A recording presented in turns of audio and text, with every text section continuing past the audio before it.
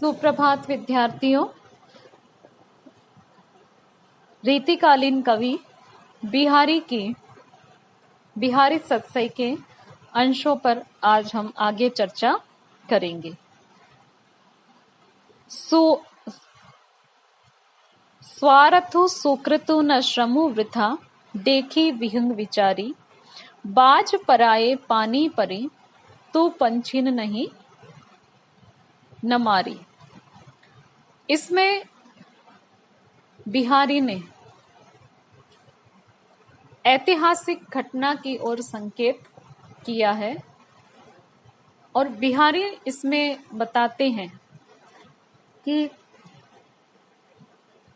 जयपुर के राजा सवाई जयसिंह मुगल बादशाह के प्रति अत्यधिक निष्ठावान थे। तो बिहारी ने इससे पूर्व भी जब राजा अपनी पत्नी के प्रेम पाश में बंध गए थे, राज कार्य से विरक्त हो गए थे, उस समय बिहारी ने राजा को उनके कर्तव्य मार्ग का एक दोहे के माध्यम से ध्यान आकृष्ट करवाया था। और उसी मतलब एक कवि रचनाकार जो होता है वह किस प्रकार सामाजिक सरोकारों से जुड़ा हुआ होता है, इसका इस दोहे में हमें पता चलता है। बिहारी यहाँ भी जयपुर के राजा सवाई जयसिंह द्वारा अपने ही स्वदेशीय स्वजातीय बंधु मराठा छत्रपति शिवाजी के विरुद्ध जब युद्ध के लिए तैयार होते हैं, तो उस समय बिहारी किस तरह अपने लेखकीय उत्तरदायित्व का, कवि कर्तव्य का निर्वहन करते हैं, वो इस दोहे में हमें देखने को मिलता है। बिहारी कहते हैं, स्वारथु सुकृतु न श्रमु वृथा, देखी विहंग विचारी। कि मुगल सम्राट के आदेश पर जयपुर के राजा सवाई जयसिंह छत्रपति शिवाजी को युद्ध करके और इनको बंदी बना करके ला करके मुगल बादशाह को समर्पित करना चाह रहे थे। तब बिहारी कहते हैं कि हे विहंग, हे पक्षी, तो एक बार विचार करके तो देख, इस कार्य को करने से स्वार्थु न तो तेरा कोई स्वार्थ सिद्ध होगा, सुकृतु न ही इस संसार में तेरे द्वारा कोई पुण्य कर्म होगा, श्रमो वृथा, और इसमें तो अपनी इस युद्ध में जो तो अपनी ऊर्जा लगाएगा, अपनी शक्ति लगाएगा, उस शक्ति का, उस ऊर्जा का कोई सार्थक सुफल भी नहीं मिलने वाला, बल्कि तेरा श्रम जो है वह व्यर्थ ही चला जाएगा। बाज पराए पानी परी, तू पंछिन न मारी। कि इसलिए हे बाज, तो किसी पराये शिकारी के हाथों बंदी बन करके अपने ही जाति के पक्षियों का नाश मत कर, उन्हें मार मत। इसका इस अन्योक्ति का दूसरा अर्थ है, कवि बिहारी राजा जयसिंह से कहते हैं कि हे राजन, आप अपनी मित्रता और कर्तव्य निष्ठा के भावुक बंधन में बंधकर जो अनीति करने जा रहे हो, उस पर आपको विचार करना चाहिए। स्वार्थु सुकृतु न श्रमु वृथा, देखी विहंग विचारी। कि आप महाराज छत्रपति शिवाजी पर आक्रमण करने जा रहे हो, उनको बंदी बनाने की योजना बना रहे हो, इसमें आपका तो अपना कोई निजी स्वार्थ है ही नहीं, किसी स्वार्थ की सिद्धि होगी नहीं। सुकृतु न ही ये आपका कृत्य जो है उससे आपको सुयश की ही प्राप्ति होगी, बल्कि आप स्वदेशी स्वजाति बंधु के साथ छल करने जा रहे हो, तो लोगों द्वारा इसकी आलोचना ही होगी, इस कृत्य की कोई प्रशंसा नहीं करने वाला। श्रमो वृथा, और इस आक्रमण में आपकी शक्ति, आपके शौर्य आपका पराक्रम, आपका परिश्रम जो है वह व्यर्थ ही चला जाएगा। इससे कोई सुफल मिलने वाला नहीं है, कोई कार्य आपका सिद्ध होने वाला नहीं है।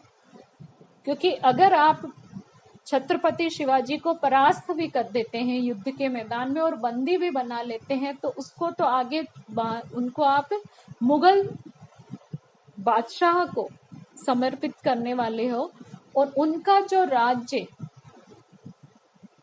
धन, संपदा जो भी मिलेगी वो सारी मुगल बादशाह को मिलेगी, आपको तो कुछ मिलने वाला है नहीं। इसलिए पराये राज्य के प्रसार के लिए आप अपने ही हिंदू राजा पर क्यों आक्रमण करके उसका नाश करना चाह रहे हैं।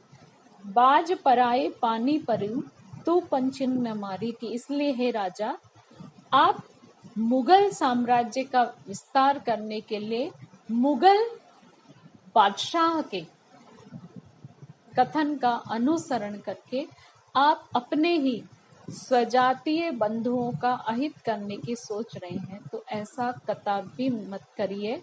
ये आपके लिए और इस पूरे राष्ट्र के लिए अहितकर होगा। इसमें बिहारी ने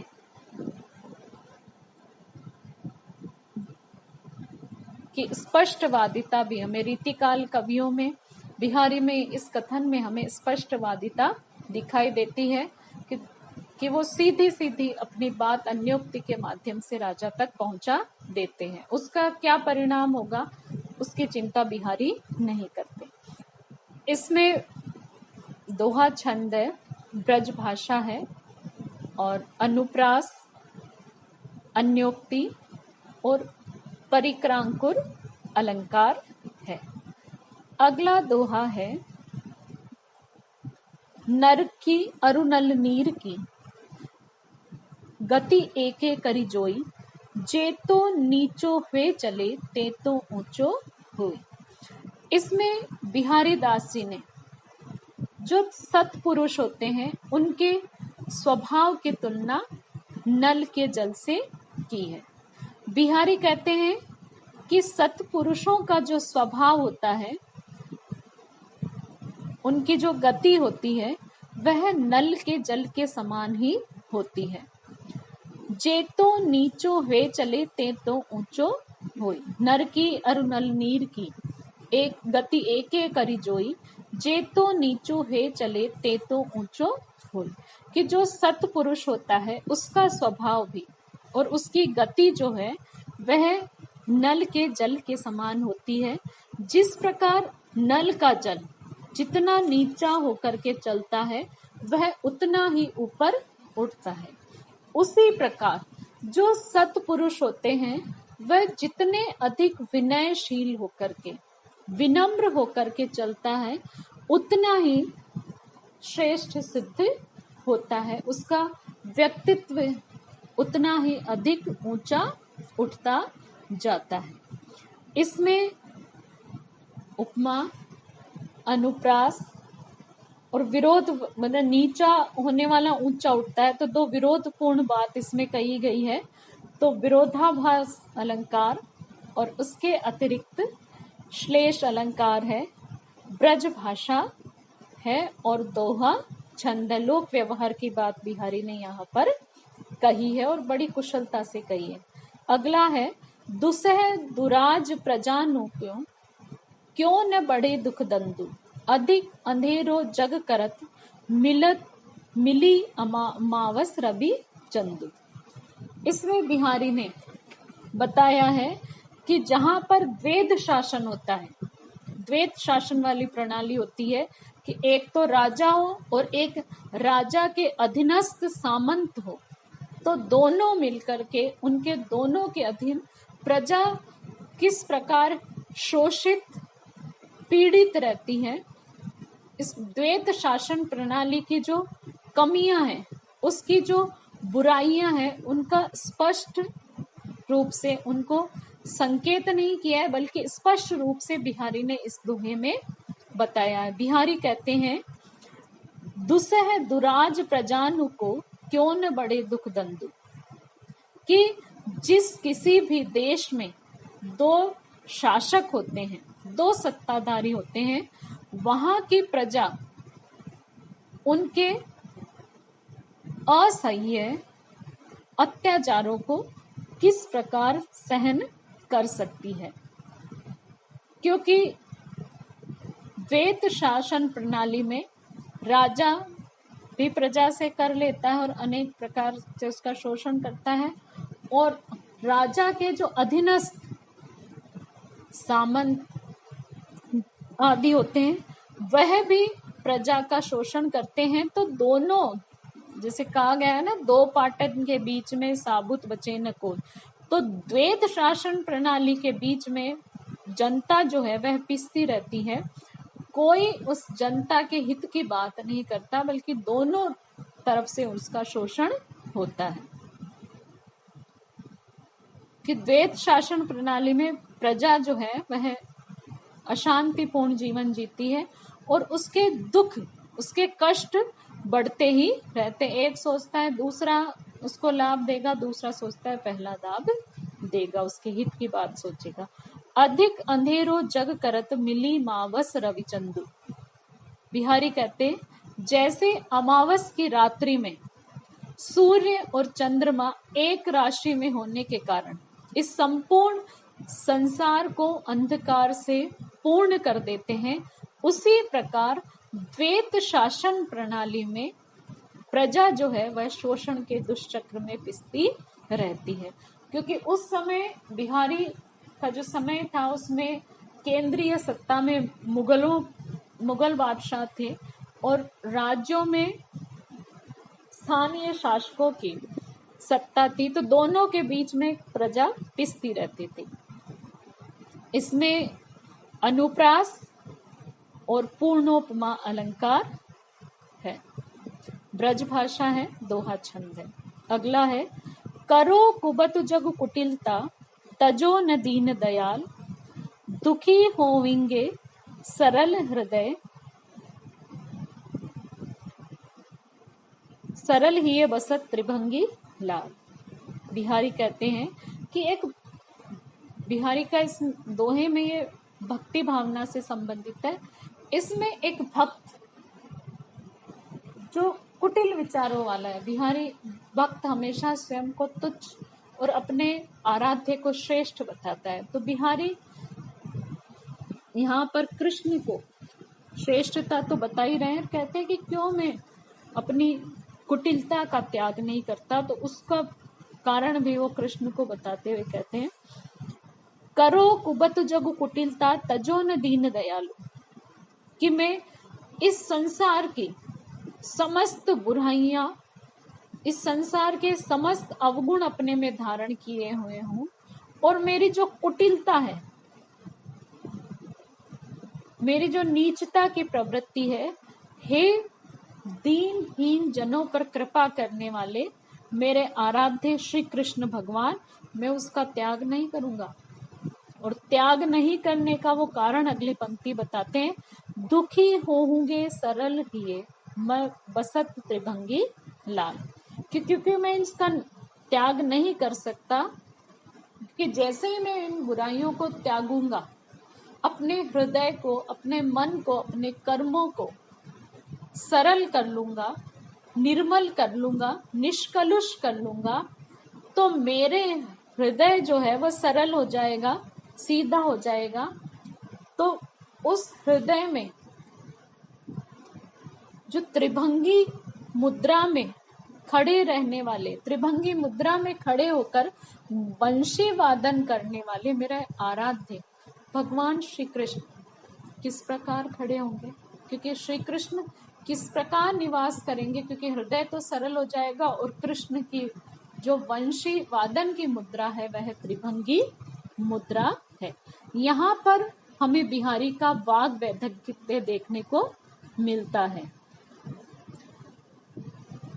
तो बिहारी जो अपनी कुटिलता है उसका त्याग नहीं करने का कारण भी स्वयं को न मानते हुए ईश्वर पर डाल देते हैं।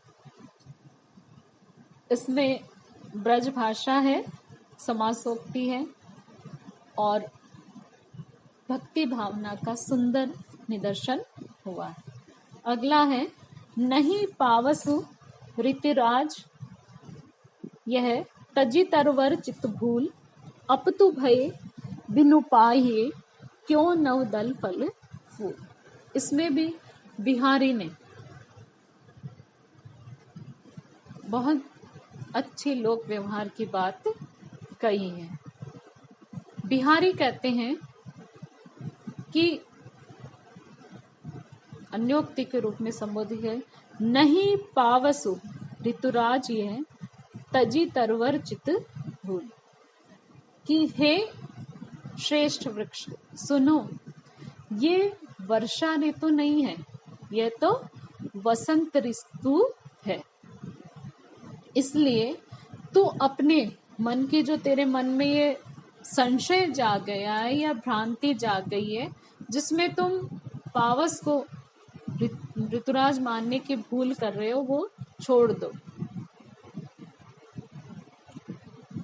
अपतु भय बिनु पाइए क्यों नव दल फल फूल कि जब तक कोई भी पत्ता कोई भी पेड़ अपने पुराने पड़े हुए पीले पत्ते नहीं गिराता तब तक उस पेड़ पर न तो नए पत्ते आते हैं न ही पुष्प आते हैं और न ही उस पर फल आते हैं।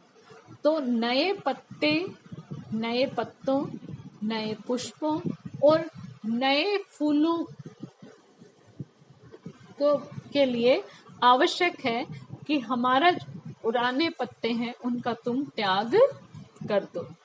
इसी प्रकार अगर कोई व्यक्ति किसी के सामने कोई याचना करता है, उससे कुछ प्राप्त करना चाहता है, तो उसके लिए उस व्यक्ति को मतलब भिक्षा मांगने के लिए या याचना करने के लिए व्यक्ति को निर्लज्ज बनना पड़ता है, अपने अभिमान का त्याग करना पड़ता है और उसे कष्ट भी उठाने पड़ते हैं और हो सकता है उसका निरादर हो तो उसको निरादर भी सहन करना पड़ता है। दोहा छंद है, ब्रज भाषा है, इसमें अनुप्रास, श्लेष, अन्योक्ति, वक्रोक्ति अलंकार है।